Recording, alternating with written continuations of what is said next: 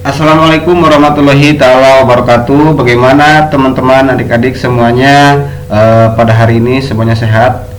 Semoga senantiasa sehat dan mendapatkan maghfirah Allah Subhanahu wa taala. Baik, pada pembelajaran virtual kita kali ini kita akan mencoba mengupas dengan tuntas mengenai psikologi perkembangan. Mungkin dari sekian banyak teman-teman belum memahami atau mengetahui apa itu psikologi perkembangan. Nah, maka dari itu Bapak akan jelaskan secara rinci dan mendetail mengenai psikologi perkembangan itu apa.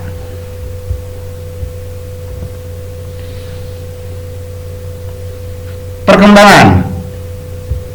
Sebelum kita membahas tentang perkembangan, teman-teman harus mengetahui dulu apa itu psikologi. Pada dasarnya, psikologi itu adalah ilmu untuk memahami karakter, sifat, perilaku, dan lingkungan-lingkungannya. Itu secara garis besar. Perkembangan. Istilah perkembangan berarti serangkaian perubahan progresif yang terjadi sebagai akibat dari proses kematangan dan pengalaman. Itu menurut Hurlock pada tahun 1976.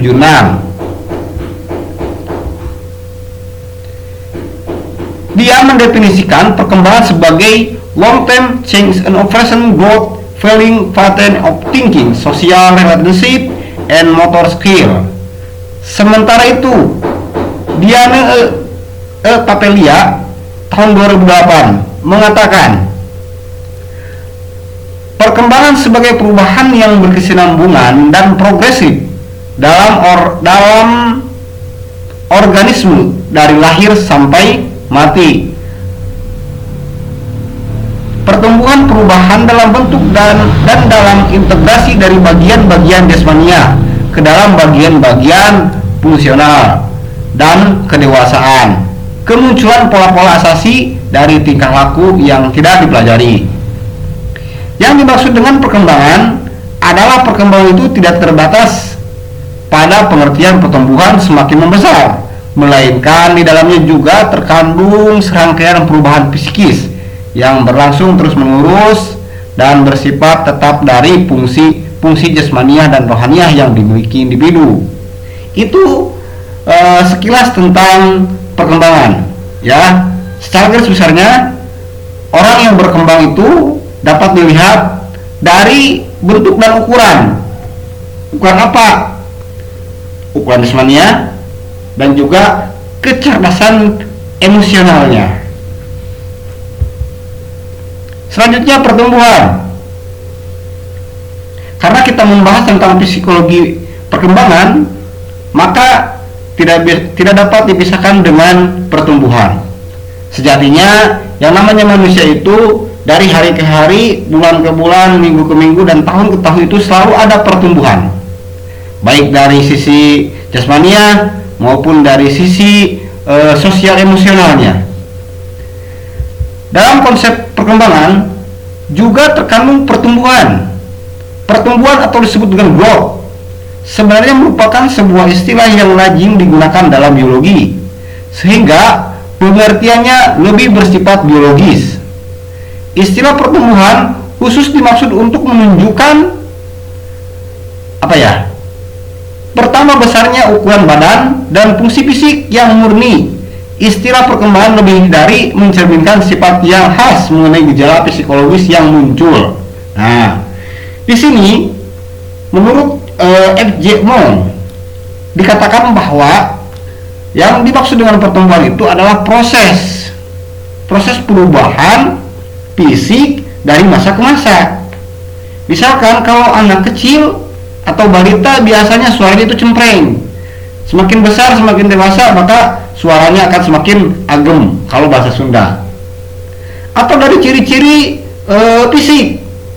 Kalau wanita muda, maksudnya kalau wanita remaja, biasanya itu akan menunjukkan fisik-fisik yang berbeda, seperti payudaranya membesar, terus ya kalau sekarang itu centil-centil lah.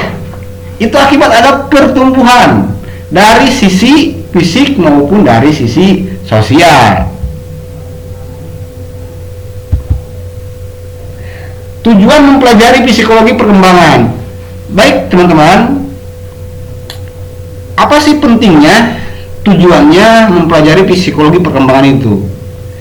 Dalam psikologi perkembangan juga memiliki 3 tujuan yang sangat berguna sebagai petunjuk bagi individu untuk mengetahui apa yang diharapkan masyarakat dari mereka pada usia tertentu. Seperti orang tua dapat dibimbing dalam mengajari anak-anak mereka yang masih kecil untuk menguasai berbagai keterampilan. Dengan pengertian bahwa masyarakat mengharapkan anak-anak menguasai keterampilan tersebut pada usia-usia tertentu, dan bahwa penyesuaian diri mereka dipengaruhi oleh seberapa jauh mereka berhasil melakukannya. Dalam member motivasi kepada setiap individu untuk melakukan apa yang diharapkan dari mereka oleh kelompok sosial pada usia tertentu sepanjang kehidupan mereka, dan akhirnya menunjukkan kepada setiap individu tentang apa yang akan mereka hadapi dan tindakan apa yang diharapkan dari mereka kalau sampai pada tingkatan perkembangan berikutnya. Ini pembahasan terakhir, ruang lingkup psikologi perkembangan. Jika dipahami secara cermat dari penjelasan pengertian tentang psikologi perkembangan sebagaimana telah dibicarakan di muka, maka dapatlah dimengerti tentang ruang lingkup dari pembahasan ilmu bahwa psikologi perkembangan merupakan cabang ilmu psikologi. Nah,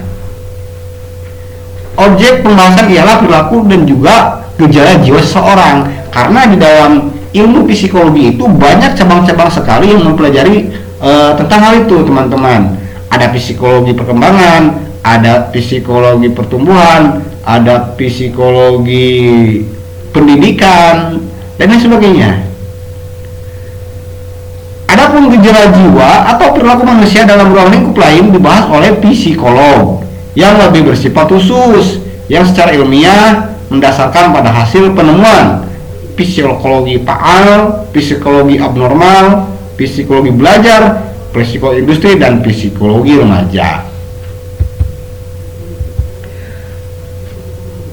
Baik teman-teman, terima kasih untuk pertemuan kita hari ini. Semoga pembahasannya tidak terlalu cepat, karena kalau cepat maaf, karena saya ada meeting di luar harus buru-buru. Semoga kita minggu depan bisa bertemu kembali untuk dalam pembelajaran virtual kali ini. Dicukupkan sekian. Wassalamualaikum warahmatullahi wabarakatuh.